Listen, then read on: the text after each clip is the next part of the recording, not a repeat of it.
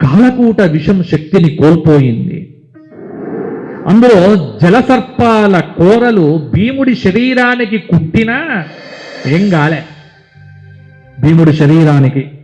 అప్పుడు భీముడు కళ్ళు తెరిచాడు. ఇంకేమిటి, తనను ఎవరైతే కుట్టిన పాములున్నాయో ఈ పాములన్నింటినీ బట్టలు విండినట్టుగా పిండడం మొదలుపెట్టాడు. ఈ పాములన్నీ చస్తున్నాయి. దీంట్లో ఒక పాము తప్పించుకొని లోకానికి వెళ్ళి నాగరాజుకు చెప్పాయి, స్వామి ఎవడో వాడు పిల్లడు మాత్రం వాడు మామూలుగా లేడు, మన సర్పజాతిని మొత్తాన్ని వాడు నమిలి మింగెట్టుగా ఉన్నాడు, మొత్తం వాడు తిప్పేస్తున్నాడు దివ్య సర్పాలు. అప్పుడు వెంటనే నాగరాజు అయినటువంటి వాసుకి పాతాళ లోకం నుంచి బయటికి వచ్చాడు. ఆ సర్ప ప్రముఖుల్లో ఒక ఆయన ఉన్నాడు, ఆయన పేరు ఆర్యకుడు అన్నారు. ఈ ఆర్యకుడు ఎవరో కాదు, కుంతీదేవికి తండ్రి అయినటువంటి శూరసేనుడికి తాత. అబ్బాయిడి చుట్టం అంటే సర్పలోకంలో చుట్టం ఉన్నాడు. ఇక్కడ మీరు అడగాలి, ఈ సర్పలోకంలో చుట్టం ఎలా ఉన్నాడు?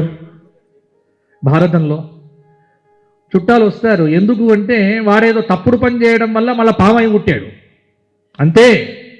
కానీ మంచి పని చేయడం వల్ల వాడికి జ్ఞానం ఉంది.